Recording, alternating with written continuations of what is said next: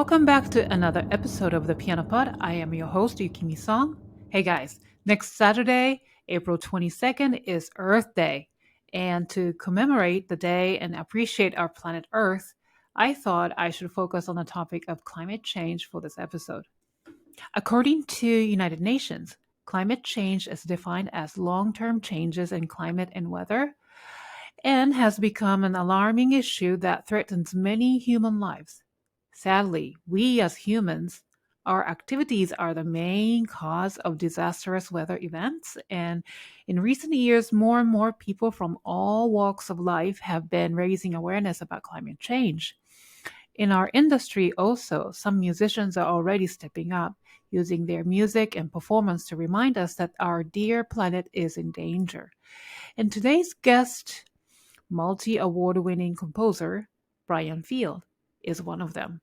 He has recently started a project about climate change. So if you're a musician or music student, I hope you get inspiration from this episode to use the power and gift of music for the greater cause, whether performing, composing, or teaching music. So before getting started, I want to welcome everyone watching the Piano Pod for the first time. I'm a classical pianist and educator from New York City, passionate about creating a thriving and meaningful community of the classical music industry through this podcast. Please visit yukimisongstudio.com to find out more about my work. In each episode of the Piano Pod, I interview a guest speaker who has been breaking exciting new ground in the industry. Before getting started, I want to thank everyone for tuning in. Please rate the show and review it on your favorite podcasting platform because every rating review will help people find my show. So please stay with me till the end of the episode because Brian will tell us how all of us music lovers can get involved in this incredible project to save the earth. So here we go, dear friends. Please enjoy the show. You are listening to the Piano Pod, where we talk to the brightest minds in the industry about how they are bringing the piano into the 21st century.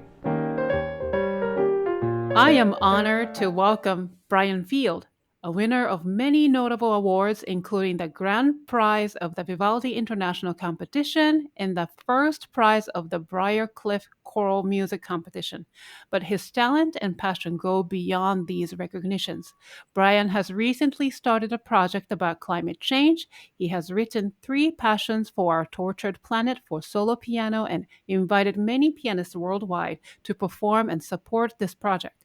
So here we are today to discuss Brian's project, Passions for Our Tortured Planet, what this is all about, and how we as pianists and listeners of piano music can participate in his project.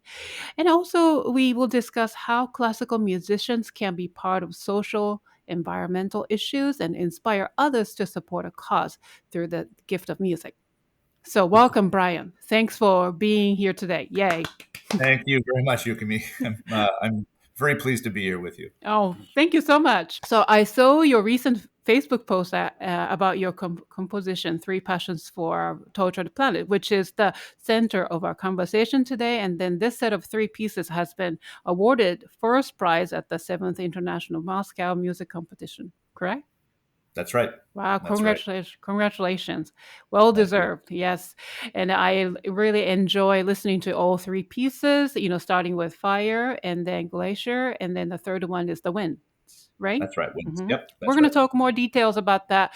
So finally, I'm able to invite you today. We've been communicating, through emails for quite some time, and then, but now I'm ready to really talk to you about your project. So let's talk about Passions for Our Tortured Planet, which is based on your compositions under the same title. So, what is this project about?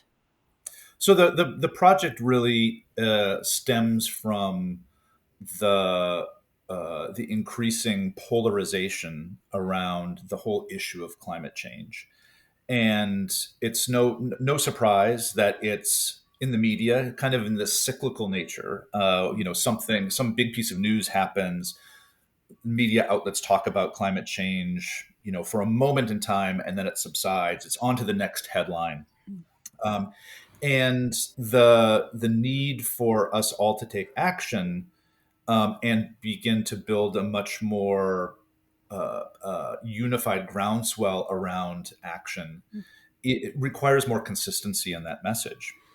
It can't be just a periodic. I turn the TV on one day or the radio on one day, and I hear about it, and like, oh well, I better do something, and then tomorrow people are thinking about something totally differently. Right, right. So this whole effort was an opportunity to create a consistent, year-round, week-to-week, month-to-month, day-to-day, actually, opportunity to keep the discussion around climate change in the public sphere, in the audience, regularly. And so the whole design of this is essentially a suite of three movements, as you noted.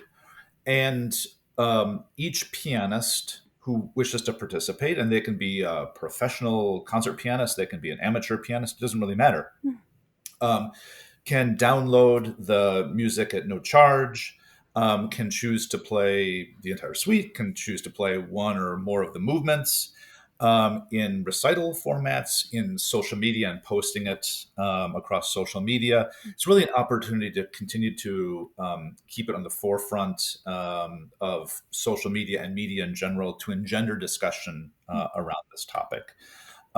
It's in so far we've been quite successful with it. We launched just at the beginning of last year of 2022, and the piece is originally conceived and written for a fellow Juilliard alum, the pianist, South Korean pianist Kyung Eun Kim, and she took it out and premiered it in Seoul. Subsequently, we've had over 50 pianists joining this project from around the world. I think we're on pretty much every continent now, except for Antarctica. And still to come, I suppose. We'll get someone down there to play a movement. Um, and the groundswell around it, has been very meaningful in fostering that discussion. We have obviously several live performances and recitals that have taken place. We have one, and I know this episode is going to be airing in April. We have one around Earth Day, which is the 22nd of April, which will be in Brooklyn, New York. Oh, And that's going to be a multimedia extravaganza. really? Brooklyn where? Because I live in Brooklyn, so.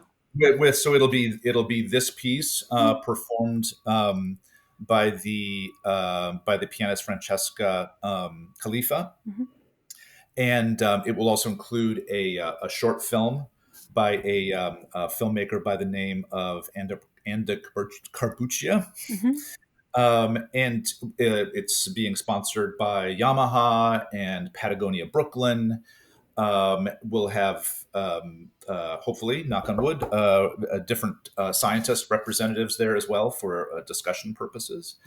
And the entire proceeds for not just that particular concert, but this entire project are being donated to the Union of Concerned Scientists, which is an organization that's been around for 50, 60 years now at this point.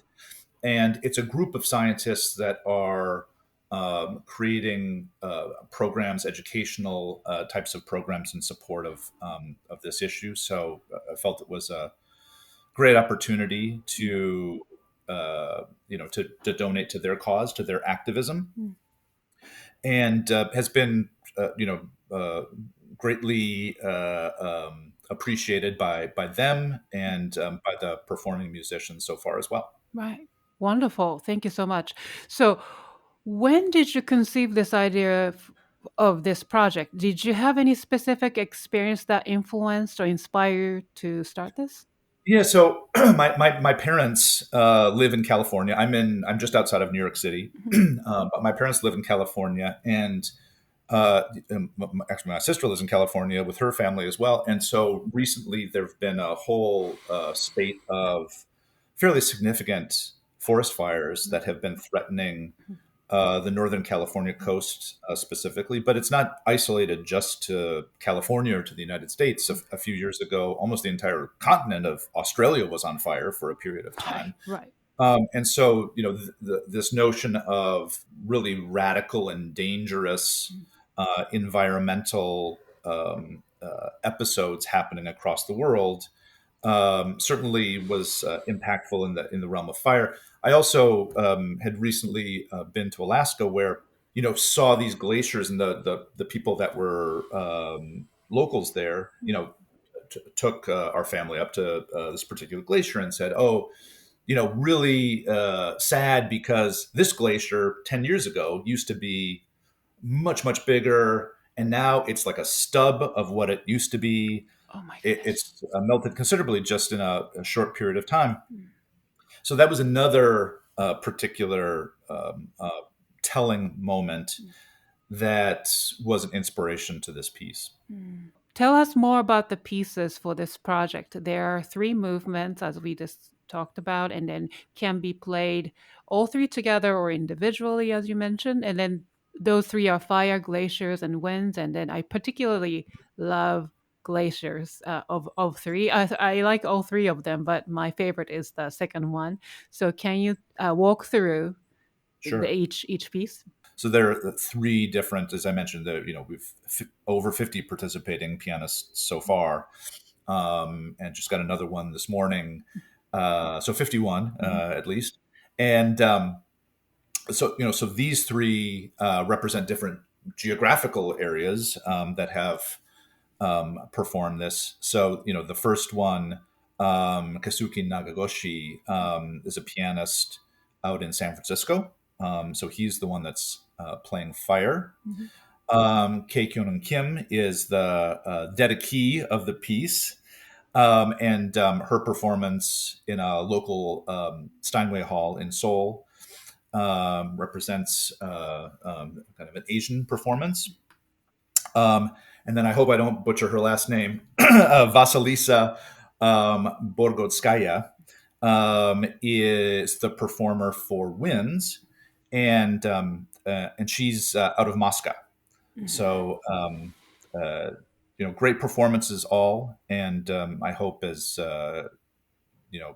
listeners, watchers of your show mhm, see these excerpts, they enjoy the excerpt and then seek them out in full form mhm. on YouTube or other outlets. Right. So the overall structure of it is fairly traditional in the kind of fast, slow, fast Mm, type of Western mode. right. The first movement is fire, as you mentioned, and it starts out very simply with a single note, essentially an ostinato, that starts out slowly with pauses in it, begins to build and build. It becomes fairly contrapuntal early on, kind of Mm, quasi Bach-ish. mhm, mhm, Um, Before really growing and expanding. This is the kind of the wildfire spreading and spreading and spreading until it becomes very, very violent and very consuming, and then finally dies out at the very end.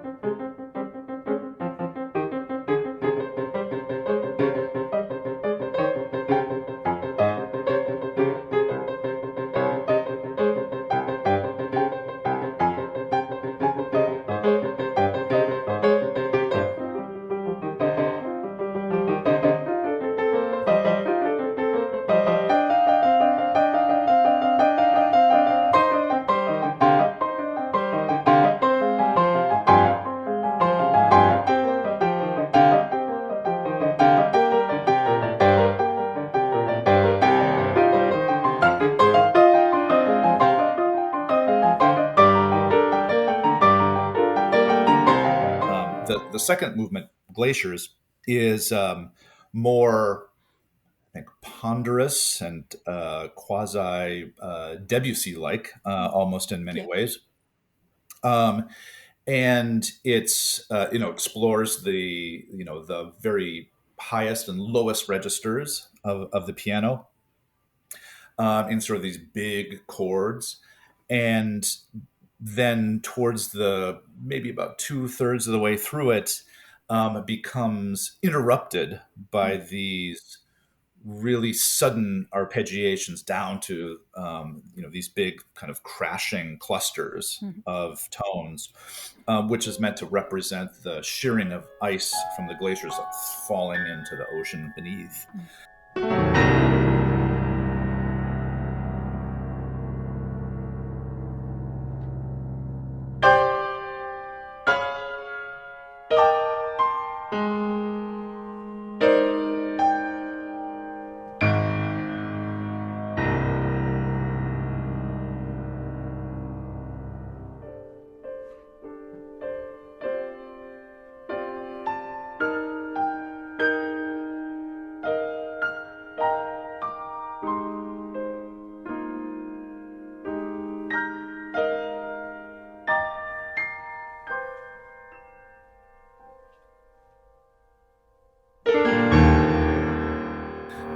So that's the second movement, Glaciers.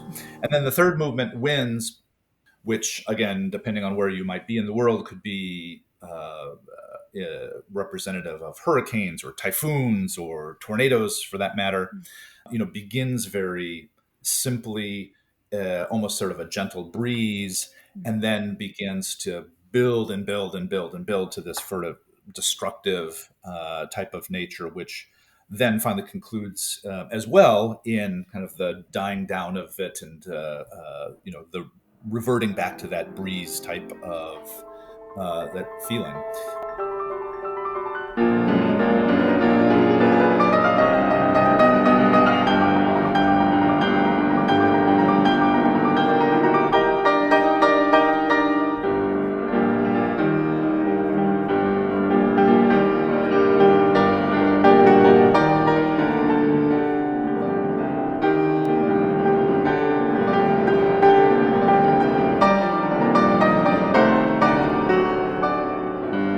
There have been so many powerful hurricane storms. Actually, it's not so much the frequency, much the intensity of them Mhm. have really grown over the past years. Right. I mean, we've always had some elements of Mhm. hurricanes and typhoons around the world. Mhm. That's a natural weather phenomenon, Right. but the intensity of them has increasingly been the issue.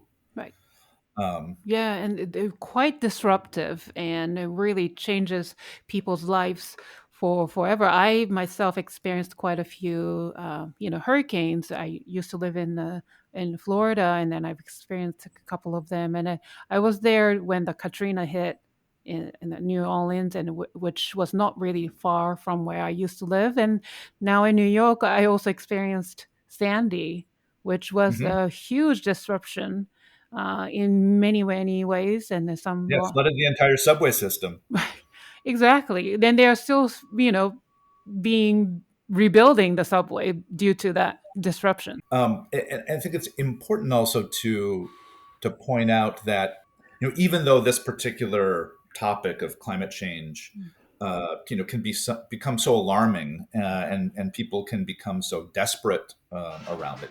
It's so apocalyptic feeling Right. sometimes. These pieces all end in a fairly hopeful manner. It's not the world's destined to to destruction, but rather we have an opportunity to change things. Mhm. Increasingly shorter and shorter runway of that opportunity to change things, but nonetheless still an opportunity.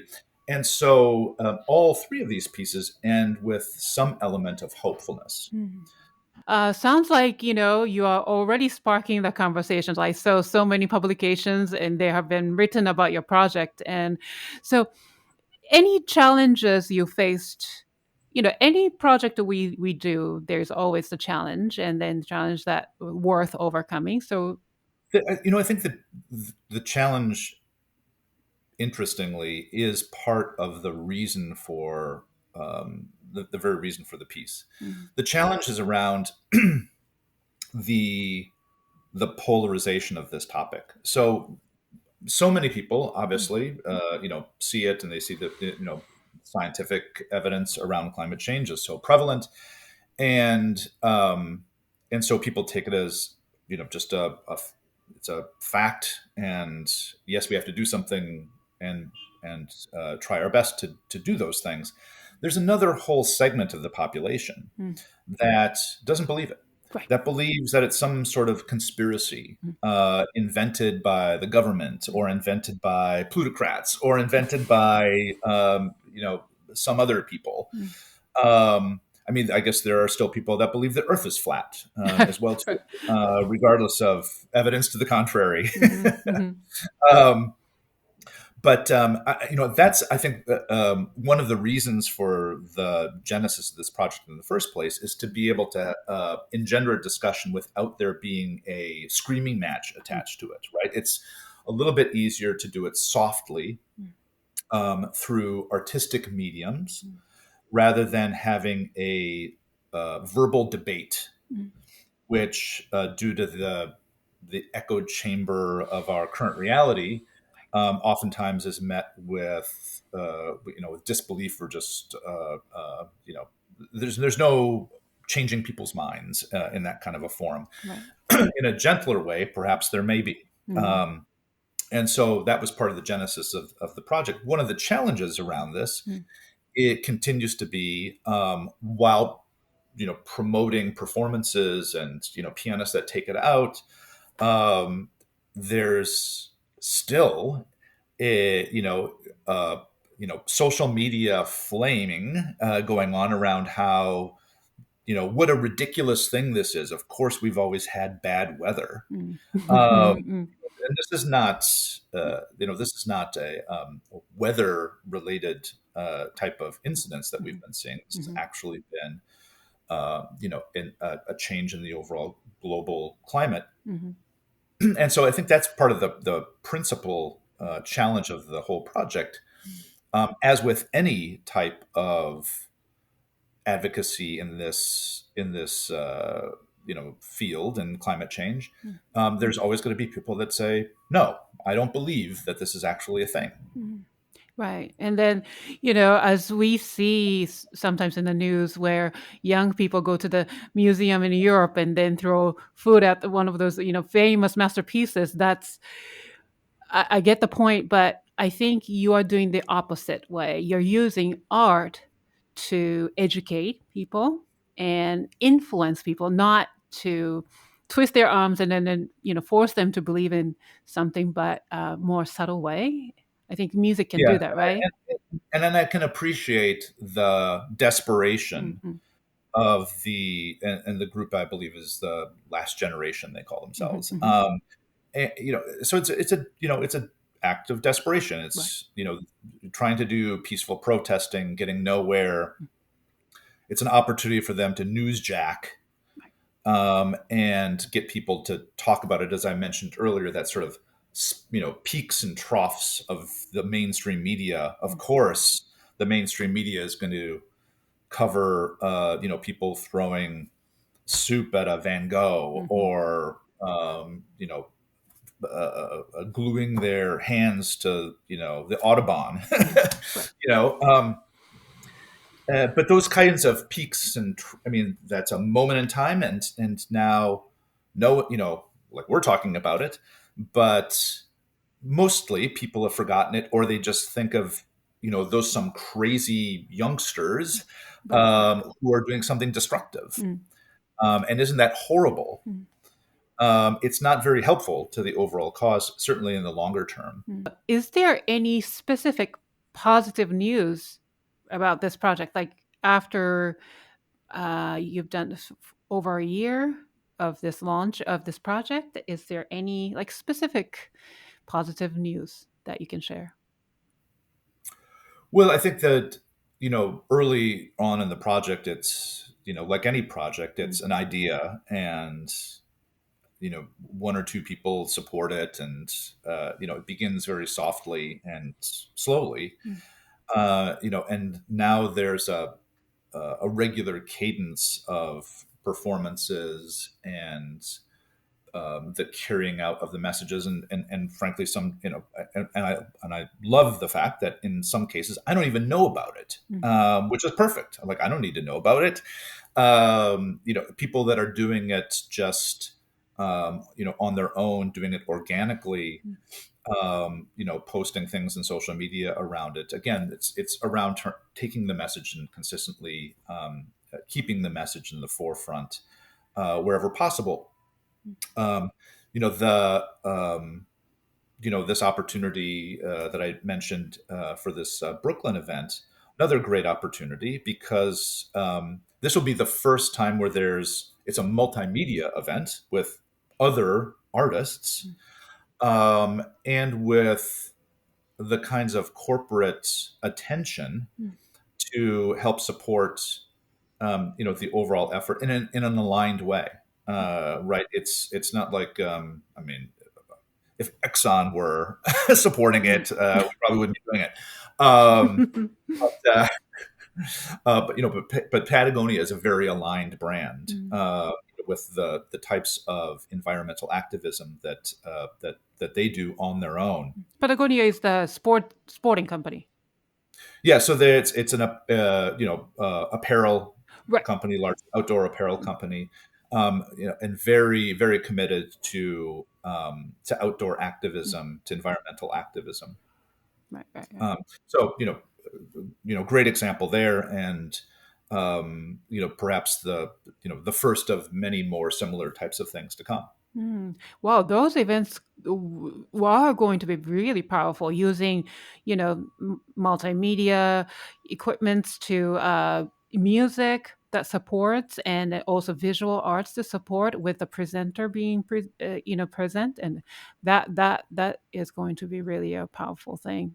This episode is presented in collaboration with our good friends at Forte, a free alternative to Zoom purpose-built for music teachers. Forte offers features optimized for classical music lessons, including audio quality far superior to existing platforms and allowing you to hear every nuance of your student's instrument.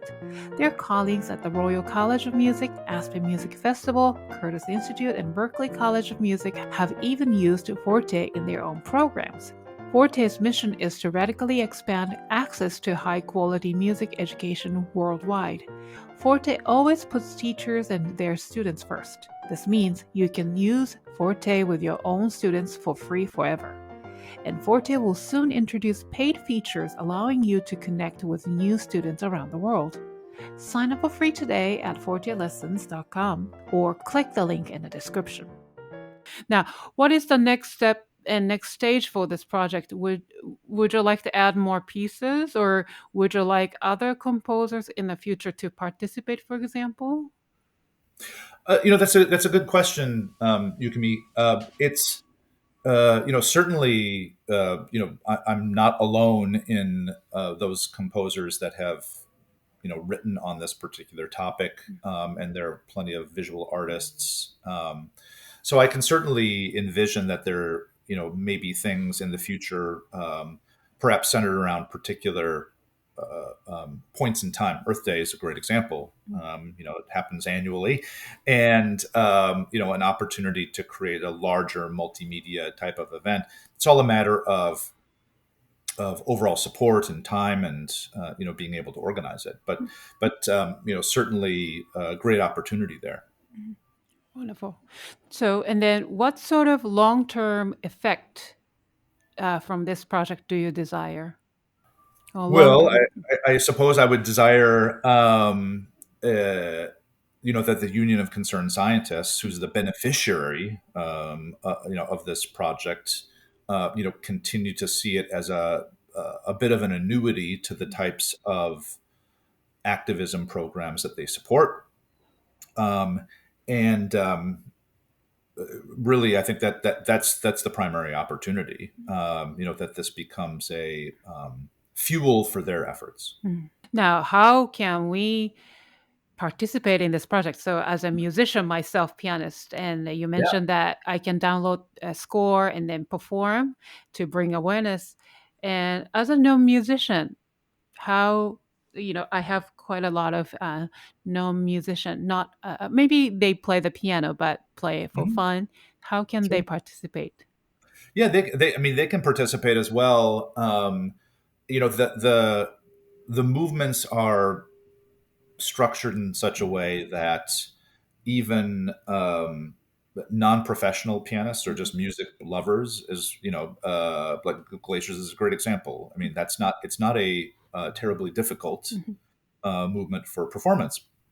Um, so even those that are not professional pianists can download it and learn and upload to social media and lend their voices to the project. Those individuals likely have spheres of friends and influence on their own. Mhm. So being able to to share that, and then also to reference potential donations to the Union of Concerned Scientists is a fantastic way for broad participation, regardless of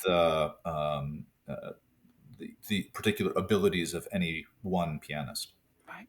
Now, your these three pieces are also available on music streaming services like Mhm. Spotify and Apple. Now, Yep. by listening to them, are you raising funds?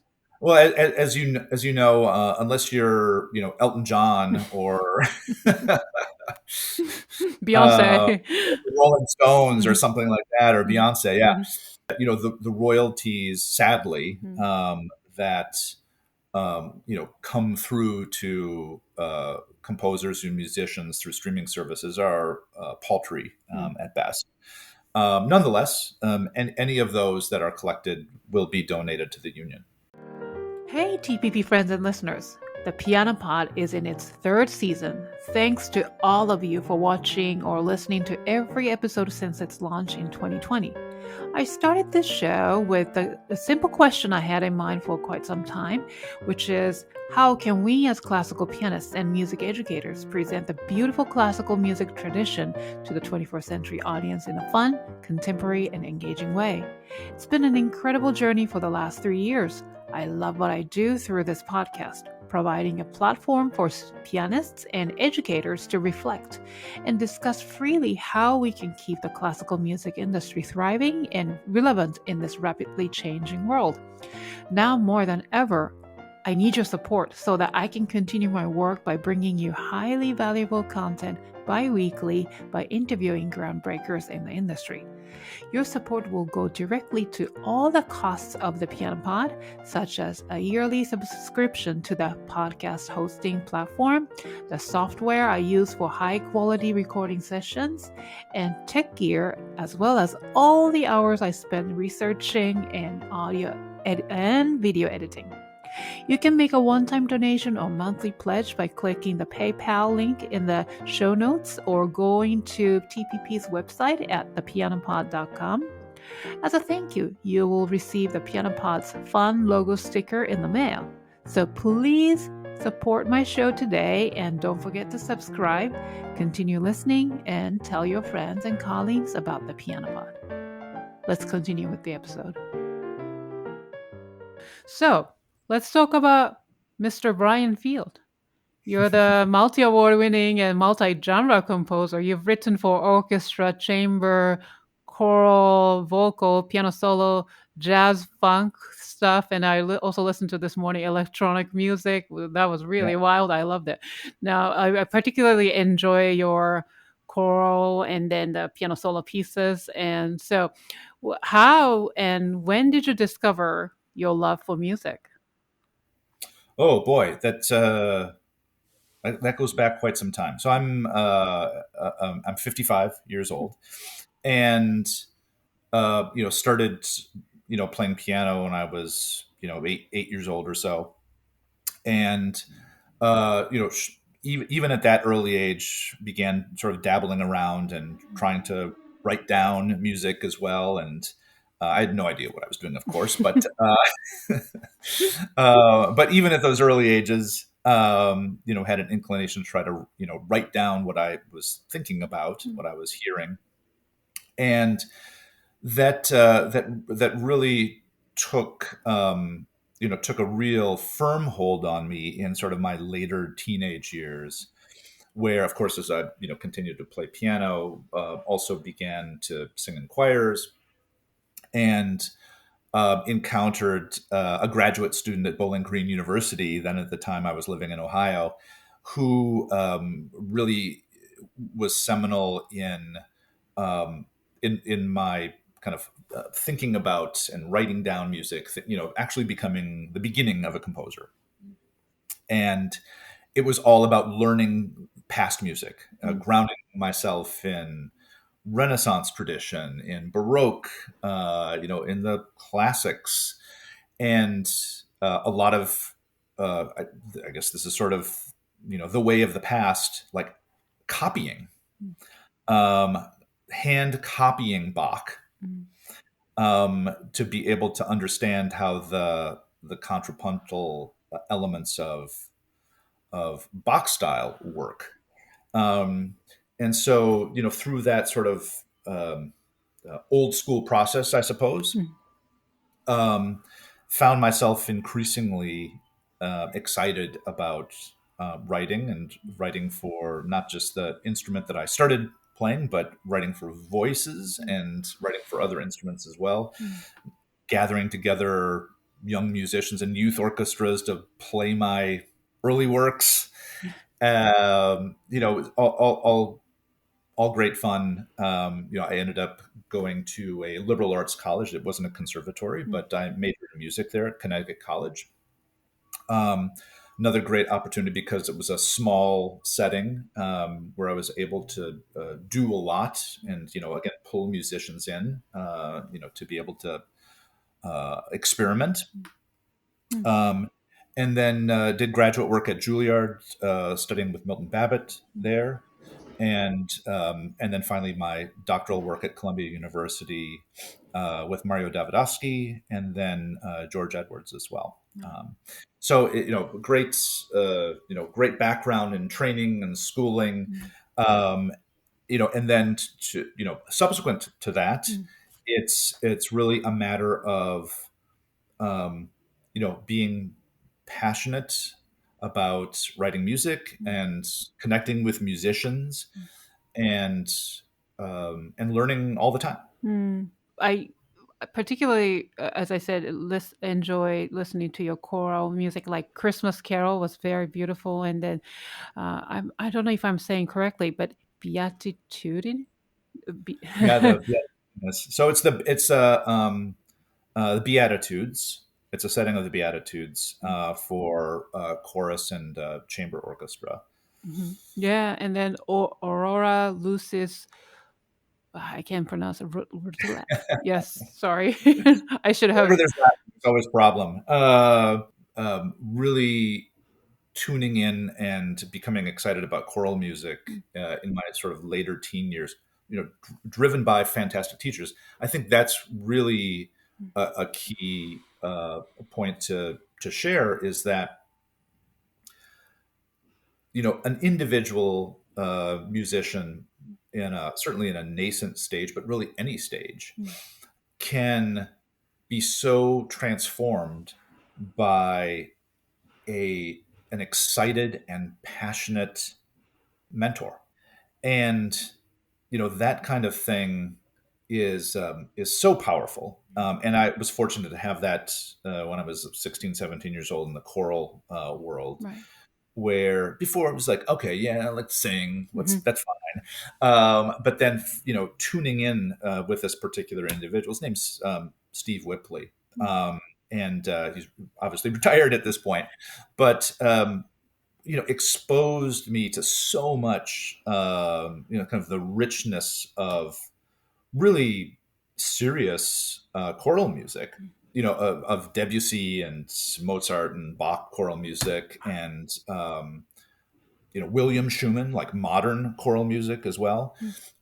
So it was a really exciting time Mm. for me, that then got me excited about writing for choirs. Right. And then I wonder if you would think about writing a choral music for the project, for the current project, maybe eventually. Perhaps so. Perhaps so. Yeah. I mean, Hmm. I've actually. I mean, I'm working on a couple of projects. One that I can't really talk about right now, but another one that's kind of a broader social commentary on things happening in the world today, and that's going to be a instrumental vocal.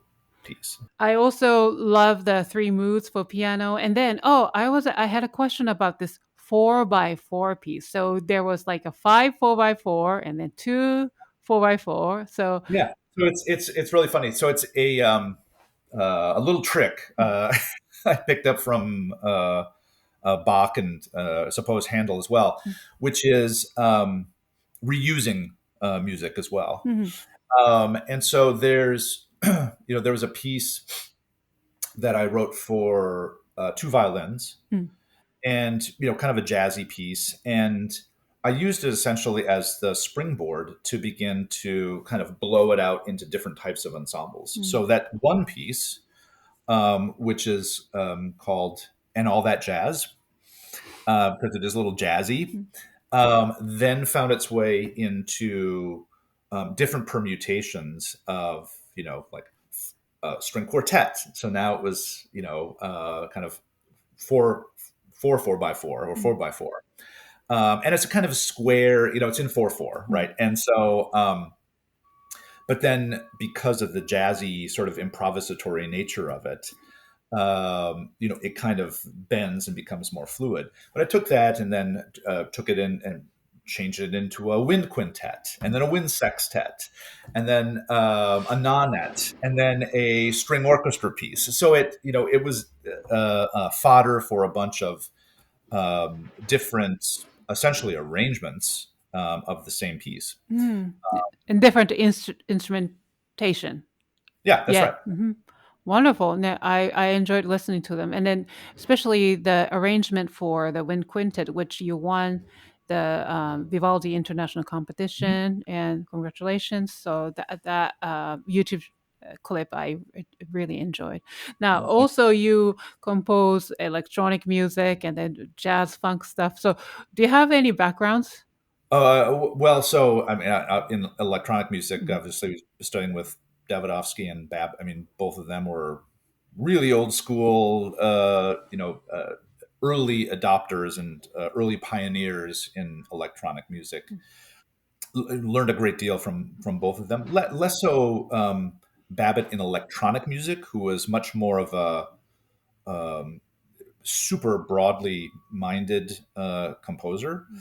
Davidovsky had a whole set of kind of acoustical nuances and almost orchestrational tricks, mhm, and that he certainly used over and over again in his synchronisms.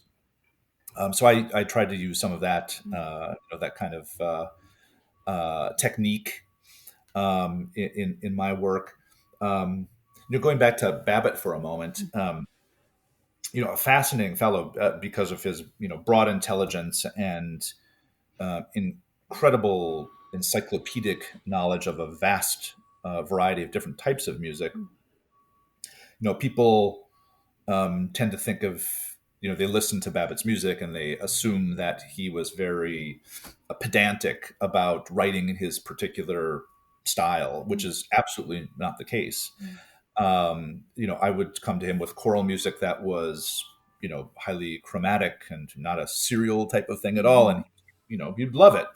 mhm, Stephen Sondheim studied with Babbitt. mhm, There's um, you know a great deal of kind of again practical insight that he was able to share mhm, regardless of the particular style in which any composer was writing. And mhm. he just and his background was actually in jazz and popular music. Wow. Wow. Interesting. How interesting. So now let's just get into a little bit more philosophical questions. Let's talk about the vision or future of the classical music industry. So, under the umbrella of classical music, how far can we push in terms of multidisciplinary works and performances? As you write, different.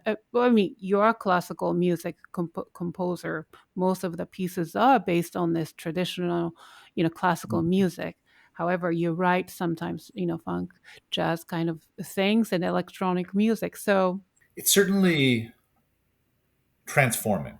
hmm, And I think that there are a couple of different elements in play. One of which is the availability of technology that can inexpensive technology that is now widely available to pretty much anyone. Mm.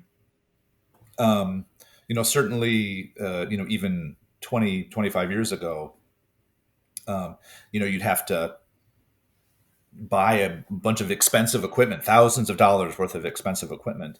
And now, through oftentimes free apps, um, inexpensive types of mixing tools, um, inexpensive sampling that's available now today. Anyone that has the inclination Mm. to compose in whatever style can do it. Mm. Now, that doesn't mean they necessarily have training around it, but that frankly doesn't matter. They're doing it. Mm. They're making music, and um, and I think that there's going to be a continued kind of synthesis of what Mm. quote unquote classical music is with the rest of music, much the same way that we see remixes of kind of tried and true pop songs now being uh, remixed and mashed up with modern R&B and rap. Mm. Mm. So I think there's going to be this, ongoing fusion. Is it, like, are people going to be having the same kind of concert experience that they have today? Sitting in a, solo piano concert in another 20 or 30 years? I'm sure there still will be.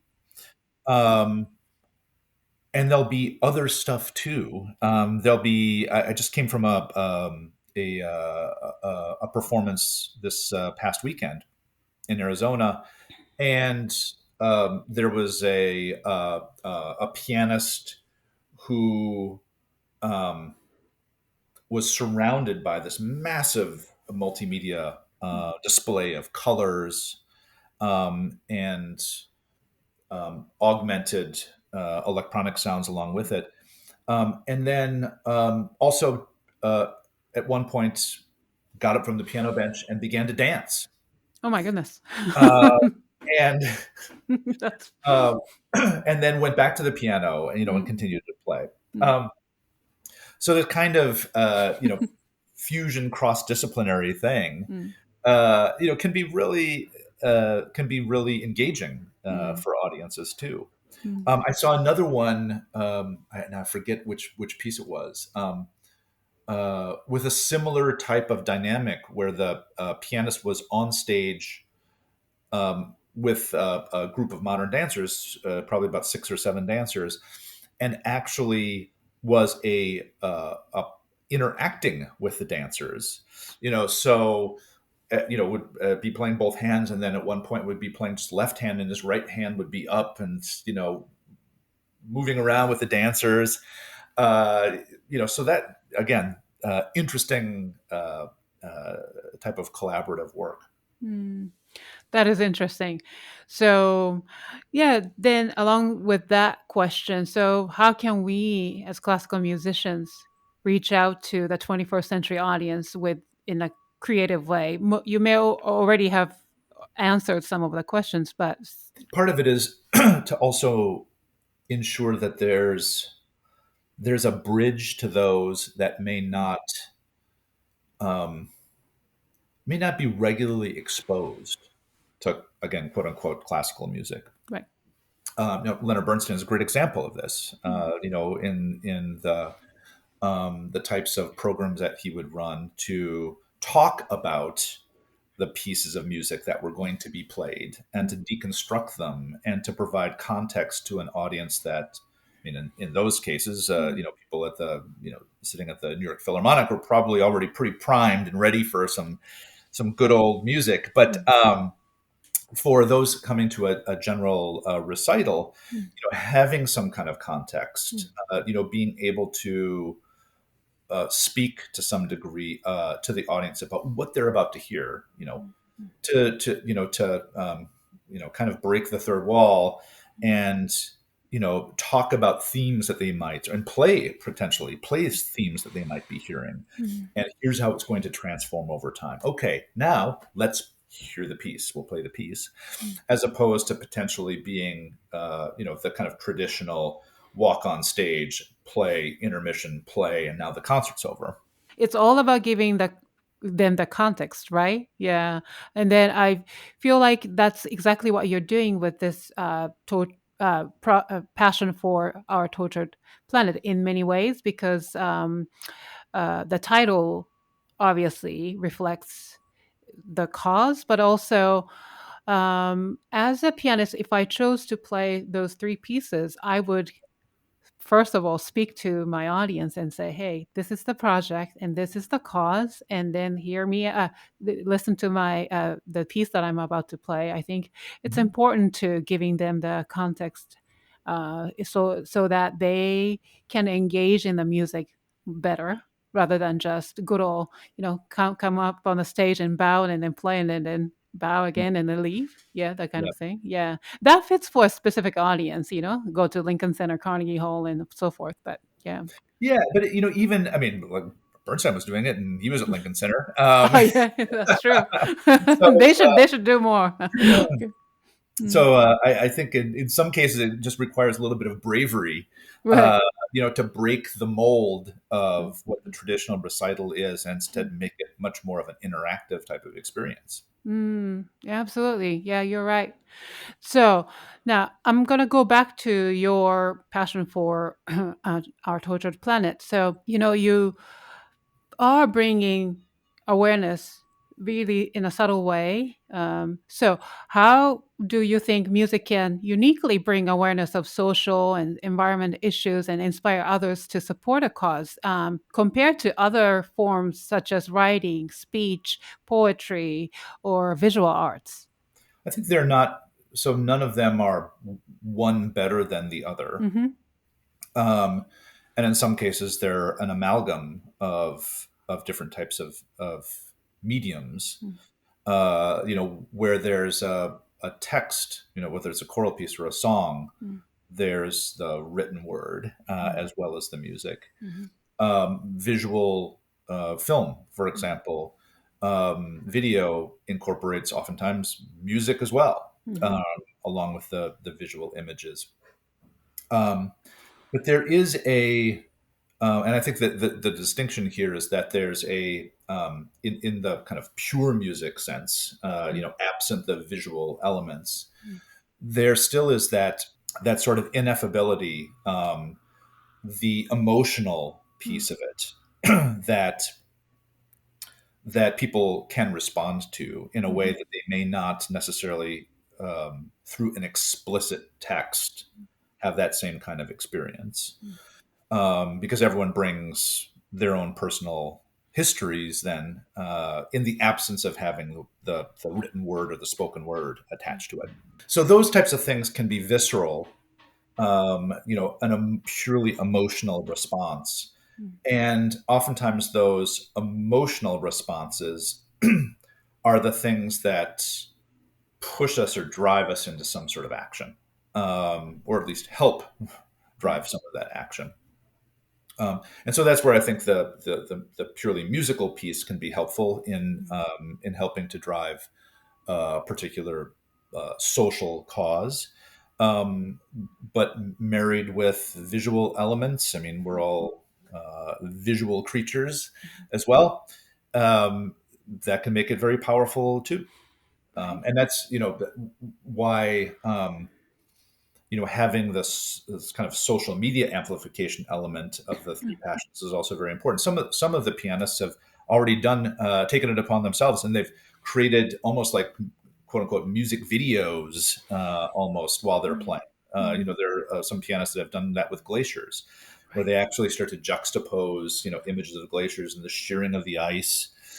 I've Uh, seen that. Yes. That was um, very powerful. Mm-hmm. Right. So now you've got the marriage of the visual and the audio together. There and certainly have been plenty of vocal pieces on the topic of climate change and around social issues, and those too can be very powerful when integrated with music and visual media. Mhm. Yeah, there are so many ways to do that. There are so many ways to, let's say, let's talk about your project. So, not just a good old traditional way of playing in front of the audience, but we can reach out to audience by, putting together visual and then the audio and on post it on TikTok or Mhm. Instagram, for That's right. example. Yeah. Oh, yeah, yeah, yeah. That's great. That's good to know. Yeah, that's also spark their curiosity and conversation, and hopefully, for some to change their minds about environmental issues. Yeah.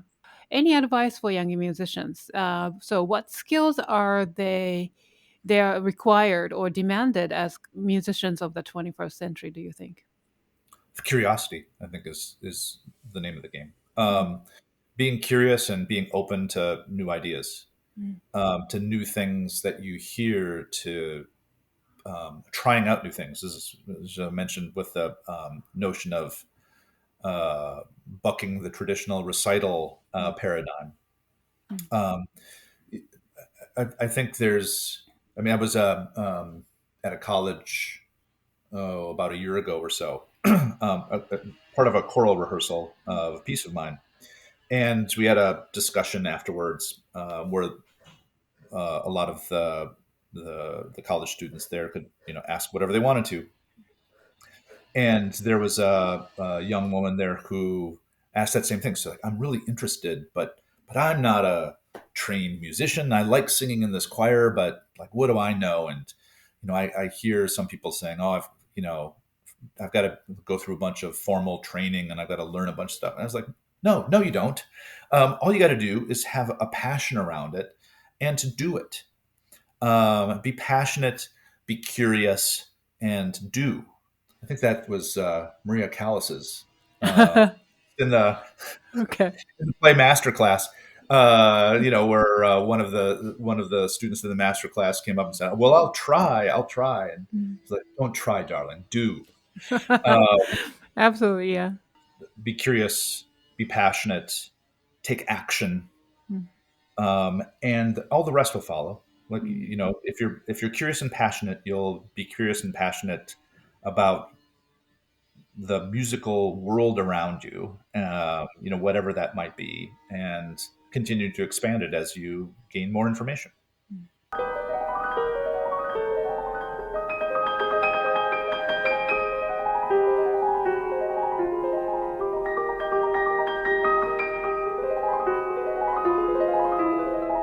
So, if you're interested in checking out, please go to passionsforourtorturedplanet.org to find more about Brian's project.